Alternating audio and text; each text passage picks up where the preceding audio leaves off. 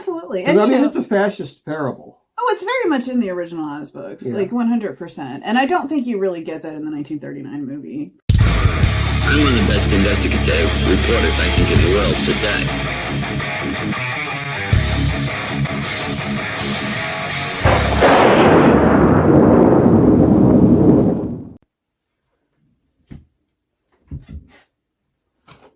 Wicked. Take 404. Did we see a movie lately? We did. What did we see? We saw Wicked last night. Oh, that's right. We did. Yes. What did you think of it? I loved it. What did you think of it? You know, I have to say, I really liked it. You didn't think you were going to like it, did you? Well, I didn't think I wasn't going to like it, but I thought I'd probably like it, you know, but I was surprised how much I liked it. Yes. Can I tell them what the first thing you said when it was over was? Yeah, I don't remember what that was. You turned to me and you were like, when can we see this again? Oh, is that what I said? Exactly. Yeah. I don't remember that. It happened. Well, so it's kind of a almost deconstructionist revision of the Wicked Witch of the West backstory. So this is the fourth longest running show on Broadway. It's been running since 2003. So obviously it is quite beloved. It has amassed a huge following. It's just a ride. I mean, it's very kinetic. Absolutely. And you kind of get sucked into it right away. The energy of a live performance. And that's really hard to do. I think that's where most musicals fail, is that they can't quite get you there. A lot more than you could do on stage, and a lot more perhaps than some musicals think to do.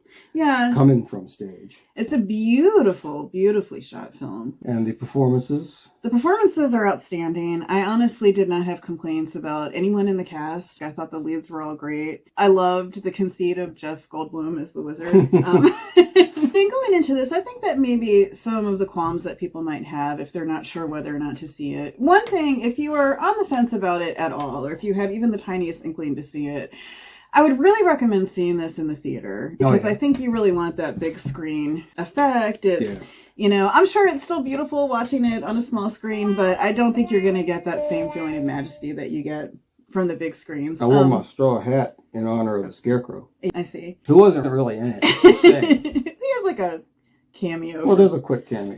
A reference. I think we'll see more of him later, I think that maybe some of the qualms people might have, not being familiar with the show, maybe not really being a musical person, something that's more geared toward children. Well, there's a lot of content in this that children wouldn't know what to do with. Sure, yeah, it's thoughtful enough for adults, but it's never inappropriate for children. It's kind of a parable, really, but more of an adult cautionary tale. I'm surprised how political it was. Yeah, and it's also it's part one, too. I didn't know that going into it. There's another whole movie coming out next year. Absolutely. And I found that I didn't mind that. Sometimes that feels really disappointing when you realize that it's going to be a cliffhanger. You feel a little bit cheated, or like the whole thing is just a commercial for the second one. Yeah. But I didn't feel that way at all. I thought that this was a full experience. It was satisfying on its own. Well, the climax of the whole thing was so rewarding that you didn't feel incomplete. You know, I mean, it could have told a story that ended right here. And the defying gravity number, the way it's shot, the way that they build up the suspense, the revelation that kind of leads to that number, I thought was really well done. And that's an example, I think, of how this is thoughtful enough for adults. But at the same time, there's nothing in here that you would be uncomfortable with your children seeing. And that's, I think, a real appeal that this movie has, is that it's something that can appeal to people of all ages. It's the type of thing you could take like grandma and the kids to, and everybody would have a good time. I'll admit, I was not very familiar with the musical at all. I am, of course, as you know, a huge 1939 Wizard of Oz buff. So big fan of that movie, big fan of Oz in general. But I'd always shied away from the show because my only familiarity with this material was having read the 1995 novel by Gregory Maguire. Read that probably a good 20 years ago. I absolutely loved it. Now, with the movie being out, people are going back and revisiting the novel. And I keep seeing these articles popping up that are like, you know, warning for parents, this book is not for your kids. And it's not. I mean, I'll be honest, the source material is very subversive, very dark. You know, it gets a little adult, it gets a little kinky, dare I say, at some points. And personally, I loved all that. But I understand that it's definitely not for everybody. I can only imagine that in trying to translate that into a Broadway show that had this kind of like mass family-friendly appeal, obviously some edges had to be smoothed out and some things had to be watered down. You know, not that there aren't Broadway shows that can be a little bit more bawdy and adult. It stands on its own. I mean, I could totally, as much as I love the novel and as great memories as I have of reading it, I just accepted this for its own thing on its own terms. I thought it worked completely. It brought to mind a little bit of the Harry Potter series. Yeah, especially the university and the academic setting. There was, the animals. After a while, it started getting Animal Farm. Oh, absolutely. You're watching it and you're just kind of sucked into the magic of this world, the wonderment. And they sung live, by the way, in the shooting. And you can really tell. They insisted on it. That energy is there. And they are both so fantastic. Cynthia in the lead, I thought, was just absolutely fantastic. She was pretty amazing, yeah. Yeah, I mean, she really draws you to that character. Very believable. Yeah, very believable. She carries the show. She's just very fascinating to watch. You know how some actors, when they're on the screen, you can't really take your eyes off of them? Mm-hmm. I really had that experience watching her. I thought she was just really fascinating and a real powerhouse in the role. Yeah, it felt like an ensemble cast. It kind of was, but it had so many characters. Everybody brought it. You know? Absolutely, yeah. And I'll say, I thought Ariana Grande was really good. She was great. Yeah, I thought she was really pitch perfect. She made the part her own. Yeah. She made it equal parts comedic, but giving the character some underlying depth, which, you know, is part of the trajectory. She's got comedic chops. Yeah, you know? she was very funny. The Nickelodeon days. And yeah. But she had star quality in that role. I thought she carried it, you know, and so did Cynthia. Cynthia was fantastic. And she's amazing. The chemistry between the two of them. Yeah. I mean, the friendship and the dynamic between those two characters is really the crux of the story. Yeah. I mean, I hate to do a review and everything is great, but but the thing is, I mean, it was so surprising. And I mean, I guess if I sat around and really thought about it, I might be able to think of some negative things, but it's kind of like, what's the point? I mean, if it hits that well, just let it go. It just seems like that would be being unnecessarily cranky. But I think it's a movie musical that people that maybe don't traditionally like movie musicals will enjoy. Yeah, it had, in terms of special effects, and not only special effects, but practical effects, because it was a combination of the two. They spent a lot of money on it. It wasn't like, oh, it's all CGI and you can tell. I mean, a lot of the sets and things were built or partially built and only enhanced digitally. So it doesn't have that feeling like everything's fake. I mean, it's a really believable world. It's not hollow feeling at all. And that was one thing that I was so relieved and impressed by. There's nothing corny about these effects at all. And I think it's a movie that will age well. You know, kind of like the original Wizard of Oz. It has a certain timeless look and feel to it, I think. Yeah. And that was one thing I knew I was going to like this movie from the very opening when they do the title card and they have Wicked using the same font as the Wizard of Oz in the opening. And then at the bottom, I saw part 1. I'm like, part 1? What? And I don't think a lot of people knew that. That seems to be a surprise that it's going to be broken into 2 parts. But, you know, I don't have any complaints about that. I'm looking forward to part 2. I still think this is a satisfying experience all in and of itself. You know, another thing it did a fairly good job of is, you know how you're watching a movie and usually, you know, movies are very formulaic and we all are steeped in that conditioning. We kind of know what's coming and we know all the tropes and the devices. I mean, it's one thing to pull off like a trick ending or a plot twist or something like that. But I'm talking more about like just as it goes. I never had the feeling that I had a total fix on where they were going. You know, it was like... Which is why I think that final scene, you know, what everything sort of climaxes to in the movie is so effective. Because you really do feel in real time like you're having this revelation along with Elphaba. Oh, it's a big payoff. Yeah, the payoff is big. That scene is just very well shot. Most people are probably familiar enough with the basic story that I'm going to talk about it a little bit. If you don't want spoilers, you might not want to watch this part. Well, the original book, wasn't the author influenced by fascism, stuff like that? Absolutely. I mean, that's a theme that he was working with. If you know, you take the original Oz books and what eventually became the film The Wizard of Oz, there's a big disconnect between the Oz books and what ended up on screen, you know, but what ended up on screen is so iconic and timeless. Leapfrogs back to the original book that had more in it that didn't make it to the screen in 1939. Absolutely. Yeah. There's a lot that was kind of left out of the movie, you know, but they created something that was its own thing and obviously is timeless. There are aspects that are kind of bringing, I think, the original story back in, but it's also very faithful to the 1939 movie, if that makes any sense at all, just in terms of its tone and its feel. The plot innovations of the 39 movie. And also explain some things. There's a lot of things there that are just kind of left dangling, and you get kind of explanations, but they're They're just brief explanations to get you through the movie. Mhm. But this one kind of does a deep dive on, well, how could these things be really interconnected? And how does the not-so-sub theme of fascism play into that?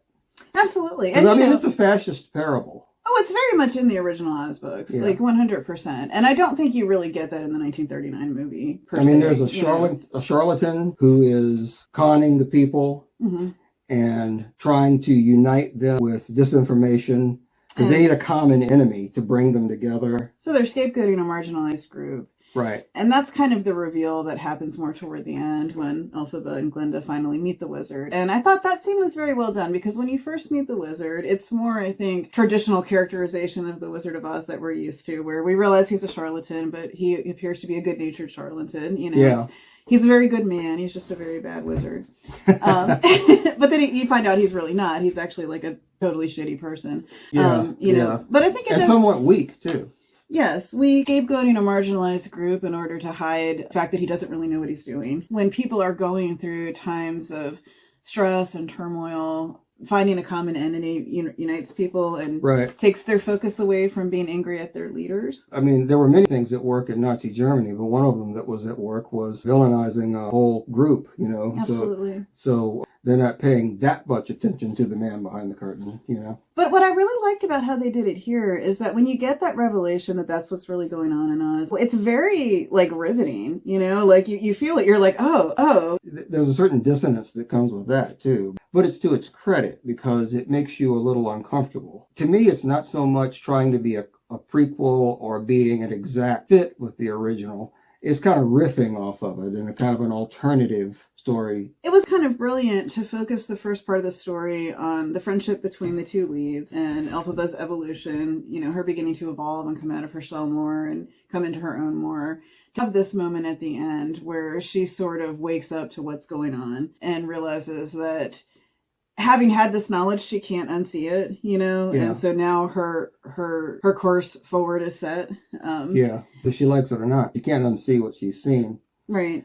And she knows that this is going to put her in a position of being scapegoated herself and vilified. Yeah. Because she's going up against power. She has to make a choice there about whether or not to do what's comfortable and go with the flow. In the Defying Gravity song, Lucy and Glinda are kind of going back and forth about their dilemma, about what to do, and they're each kind of contemplating their future options. I thought that was really brilliant to see the two different sides of the coin. Yeah. Because Elphaba is, you know, wanting to resist and stand up for her principles. And she says something to Glinda like, you know, would you really be willing to choose submission for your own ambition? You know, and I think that really speaks to how much are we willing to throw others under the bus to save our own hides, you know? Yeah. There was an interesting thing that I thought was somewhat nuanced with Glinda near the end.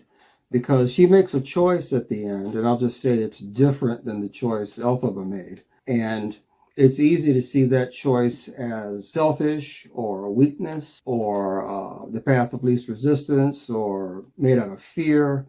But there's also the possibility, and I really won't know because I'm not that versed in the play. She might be able to do more good for the cause if she stays on the inside.